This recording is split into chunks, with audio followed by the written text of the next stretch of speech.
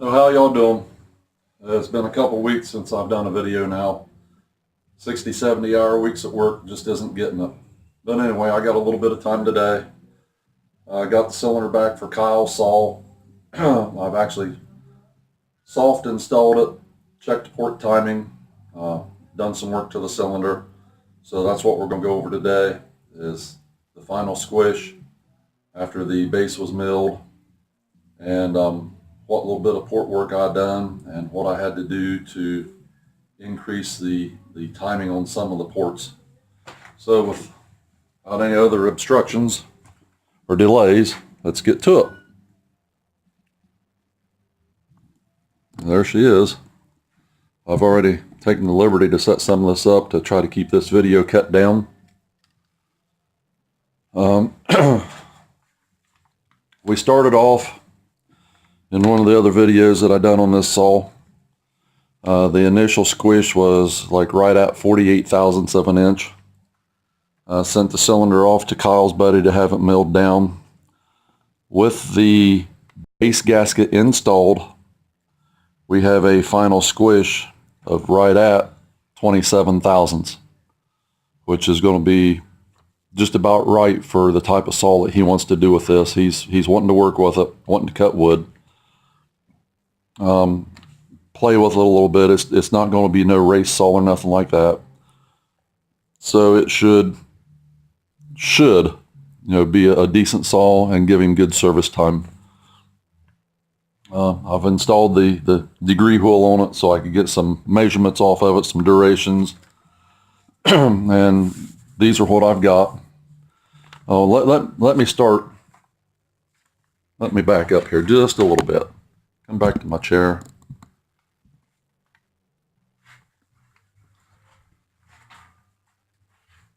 Okay, let me start here. First off, I am no expert on port timing, porting, or anything that has to do with ports, shapes, designs, or the degreeing of port timing. What I know is what I've been able to find out on the interweb. A lack of, basically. There's very little information out there on the web about this. So what my knowledge is what I've been able to dig up, and it's very limited.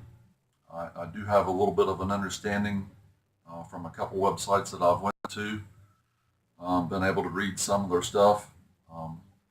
RPMs, port timing, and duration affects RPMs. They kind of like coincide inside with each other. Low RPMs, smaller duration favors the lower RPM engine, and a longer duration, actually more port opening or more time that the port's open, favors the higher RPM engines. That being because of the amount of time that the port is actually exposed or opened. With a slower RPM, the port's actually open in the same duration, degrees, but time-wise, it's open longer because the engine's running slower. In a higher RPM engine, the port is not open time-wise as long, so you need a longer duration or a higher port opening to allow that port to stay open longer to accommodate the higher RPMs.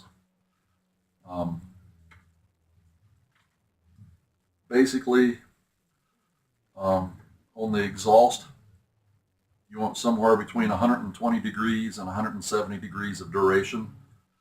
Like I said, 120 being on the lower side, 170 on the upper side for RPM range. Your ideal, from what I've been able to find on the interweb there, somewhere around 140 to 155 degrees is pretty common. On your intake, 110 degrees of duration to 150 degrees of duration. Typically seeing around 115 to 130 being your optimal area. In your transfers, 100 degrees to 130 degrees of opening duration, with your optimal range there being somewhere between 105 and 125 degrees. And again, like I said, RPM will decide where or how long your duration needs to be. Like I said, I'm no expert in this. This is just what I've been able to find out on the internet. Is it right? I have no idea. Is it wrong? Again, I have no idea. I would have to say it's pretty close to being accurate, because there's more than one site that I found that give similar numbers. So let's get back to the saw. Sorry about the interruption there, but I just wanted to clarify that I am in no way an expert on this. So the saw as it sits right now with the base gasket installed, the exhaust opens at 105 degrees after top dead center and closes at 90 degrees before top dead center, which gives me a duration of 165 degrees. Again, the duration's kind of on the upper side of what I've been able to find, which kind of plays into this saw's RPM range, because these saws run up around 12.5. So the higher RPMs require a longer duration for port openings. So it lets it breathe better is basically what it's doing. The intake, numbers I got on the intake was it opens at 81 degrees before top dead center, and that's the bottom of the piston coming up and just breaking the plane of the intake port. And it closes at 96 degrees after top dead center. That's as the piston's going down, and it's closing that intake port off. And that gives me a total duration of 177 degrees. Now, that is about 27 degrees outside of what I've been able to find for lows and highs. I don't know how that's going to affect this saw. The port work I've done to this, I did nothing to the floor or the roof of the intake port as far as moving them. All I done was got in there and smoothed it out, and I actually opened the sides up just a little bit to give it a little more flow area. So that 177 degrees of duration, I might have put 2 degrees in it by getting in there and trying to smooth it. So I don't know how this saw is going to run. That number ought to really favor the high RPMs, but we may run into some problems with the exhaust side also. Just going to have to fire it up and see what it runs like. Transfers, I had to do some substantial grinding on these transfers. They were pretty trashed up. I didn't do a video of them before, but they were, the roof of it was slanted at an angle, had a lot of jagged edges in it. I got in there, made them pretty much symmetrical to each other, and opened them up a little bit and tried to smooth them the best I could. But the transfers open at 133 degrees after top dead center. They close at 120 degrees before bottom dead center, which gives me a total duration of 117 degrees of total time that the transfers are open. And that's time where the piston's going down and actually blowing the gas charge up into the combustion chamber. And again, the recommended that I could find on the internet was between 100 and 130, with 105 and 125 being optimal. So I'm right in range on the transfers with what I could find on the internet. Try to give you some pictures here without getting too messed up. The degree wheel, I just bought this online, and I just used a 1/4 bolt, drilled the hole in the degree wheel for 1/4 inch. On the back side, I took the flywheel nut, and I took a metric nut that was the same thread size, and I drilled and tapped into the head of that. This bolt right here, I drilled and tapped into the head of that bolt 1/4 so that I could mount my degree wheel just using the flywheel nut, and that more than serves the purpose. Just don't get too He-Man-ish with it. Tighten it all down. And this is just a piece of wire that I use for my pointer that I've got mounted to the bottom for the base cylinder bolt there.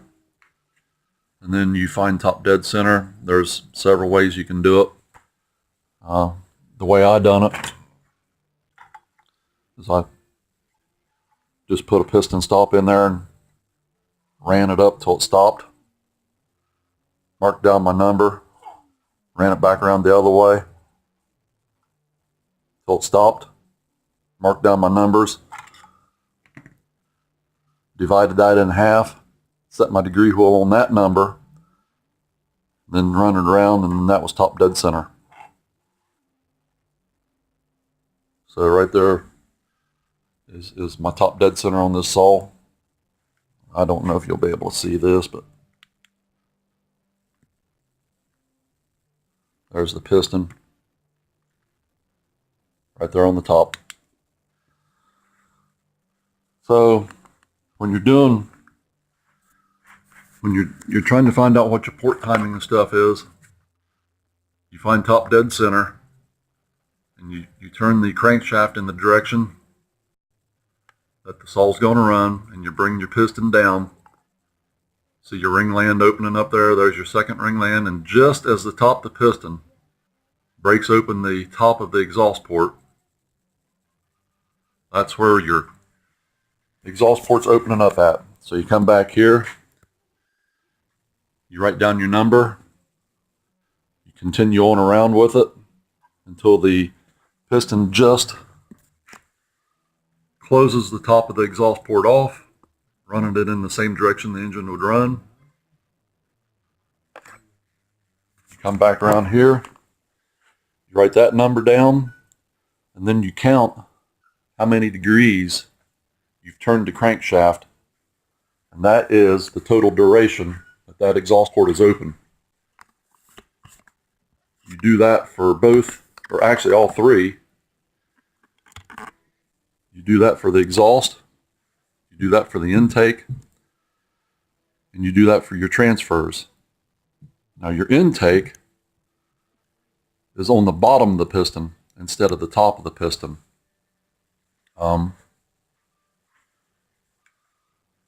It's going to be hard to see down in here. I believe. I'll see if I can't.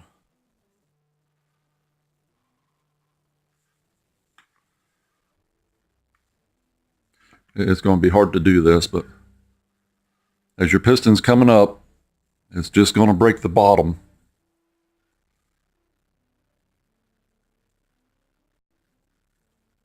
It's just going to break the opening on the bottom of the intake port. So you mark your number down there, continue the engine on over the direction it runs, and then just as it closes that port off on the bottom, you write that number down, and that's how you get your total duration for your intake opening. Now there's a couple ways that you can do your transfer port openings. Put this back on TDC here. There's videos out on YouTube about how to do transfer ports. A lot of people use the ring, which works rather well. I used that method several times. Basically take the cylinder off, you put the ring in there on top of the piston, and you run it up looking through your ports here, either your exhaust or your intake, until you just see the ring touching the bottom or the top. Take it back apart, write your numbers down, and then you got to reassemble it to do the other side, take it back apart, and then that was a little cumbersome for me.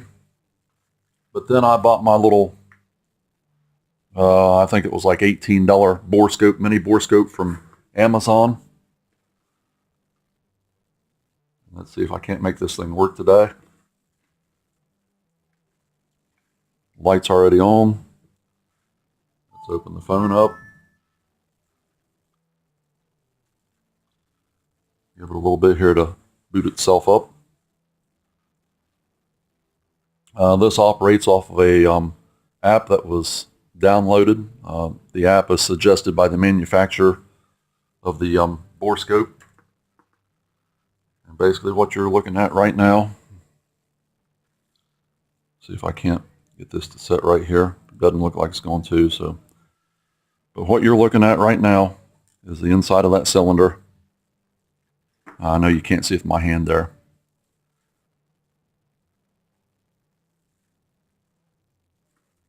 Yeah, this ain't going to work too good. So let me get my cup of coffee and see if I can hold it up with it. Maybe you'd be able to see. Move it out a little bit.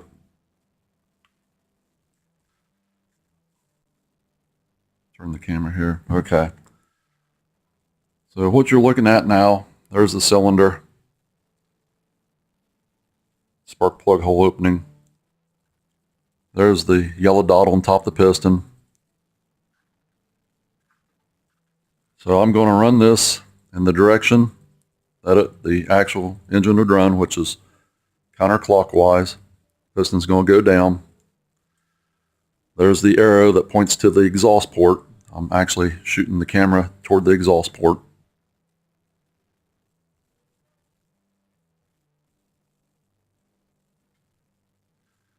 Adds. This is just a free app. And that adds always right where you want it to be. Okay, there's the exhaust port right there.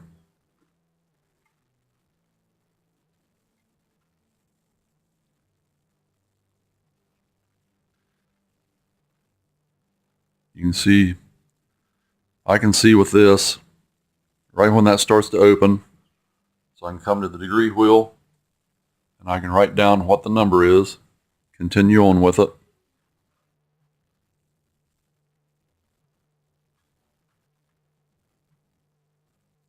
And when it gets to the bottom, come back, write that number down, find out how many degrees of duration I have. But I can also do the transfers with this. Let's find them.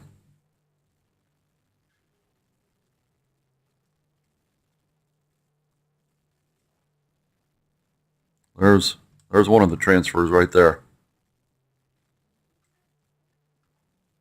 Nope. Yeah, right there it is.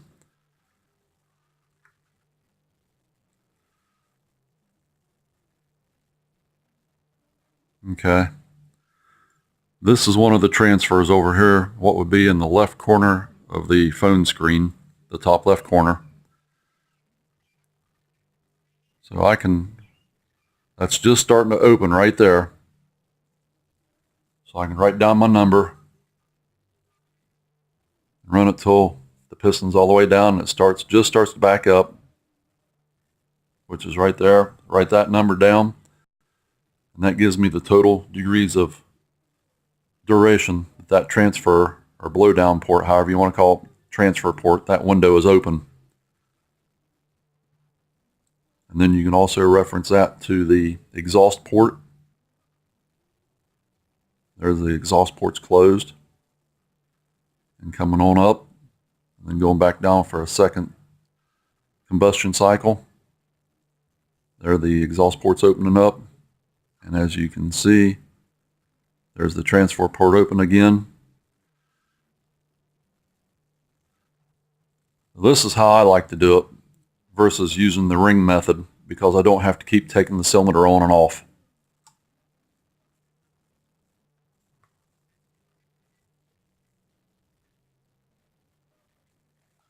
So, like I said, what we've got is a squish. It's right around 27 thousandths. Matter of fact, let's just do the squish. I'm not 100% prepared here, so let me pause this and I'll be right back. Okay, we're back. Center this up a little bit. So to check squish, I've went over this before. We're starting at 0 here. Measure the thickness of your solder. Try to stay off the very tip of it because you've distorted it when you've cut it. 62 thousandths. And this is relatively easy. You put it in until it touches the opposite wall from where you insert it, and pull it back just a fuzz, because you don't want it against the wall, because when it squishes it could distort it. So pull it back just a little bit, run your piston up until it catches, and then just go ahead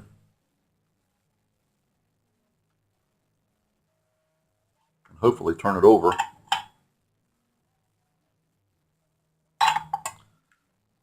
There we go.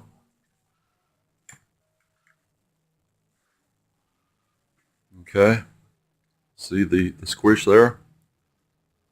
How that solder is flattened out is now the distance between the top of the piston and the squish band around the combustion chamber.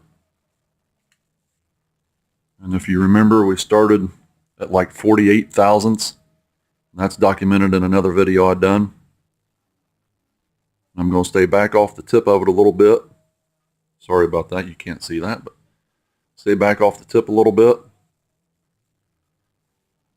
Right about 29 thousandths, I guess, is what we got. That's not quite as tight as what I'd like for it to be. 20. Yeah, about 28 thousandths right there. So we've taken 20 thousandths off of it, which is going to help it run a lot better than what it would have.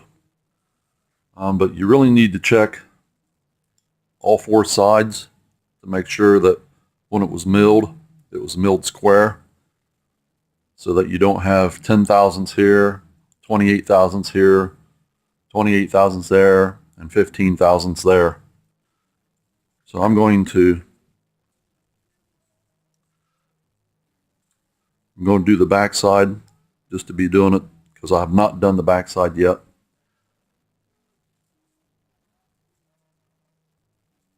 And again, put it in there and just back it off.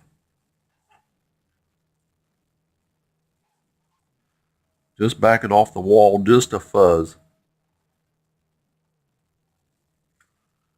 And then go ahead and run it over.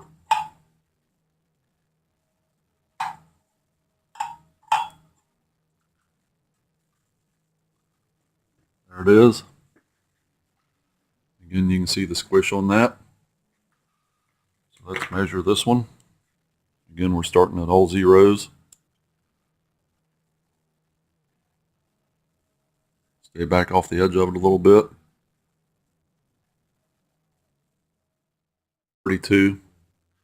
So there's roughly about 4 thousandths of an inch where the base of that cylinder wasn't milled square.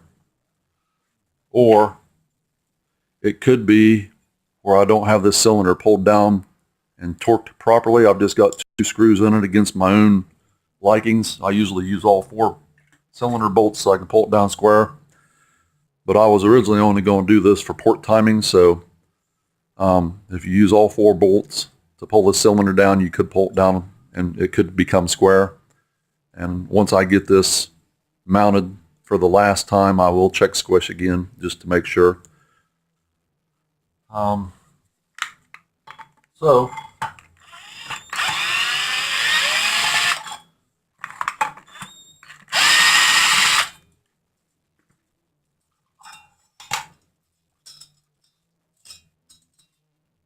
take the cylinder off.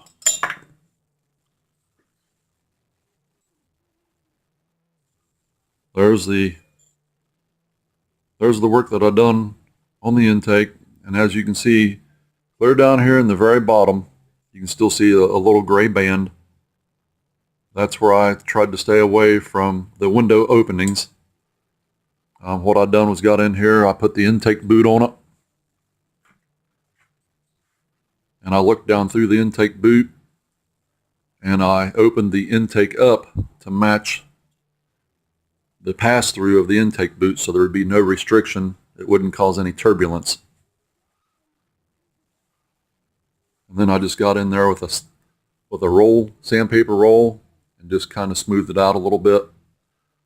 It's still got some roughness to it, so it's still gonna help atomize it. Now the exhaust, what I've done with it was I gasket matched the exhaust to the gasket.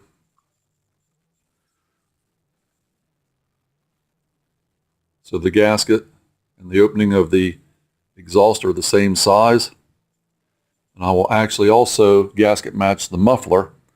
So again, there will be no, there'll be no interference of flow. Got in here, the floor of the window here on the exhaust port wasn't flat, so I got in there and flattened it out a little bit, and there was some roughness in there. So I went on ahead and cleaned all the roughness out of it. All in all, it wasn't really bad. There's the transfer.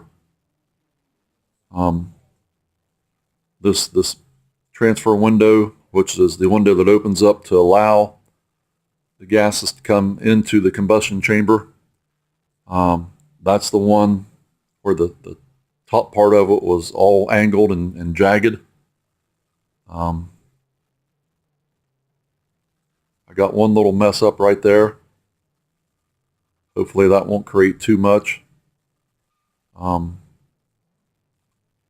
I've done the best I could do with the tools that I have. I don't really have the proper tools to do these small cylinders. But I've done the best I could do. Then here's the other side. There was some casting flaws, some roughness in the ports there, so I got in there and cleaned it up. So again, but she ought to be pretty decent. She ought to run. I'm not quite sure what that intake duration timing, how that's going to affect it.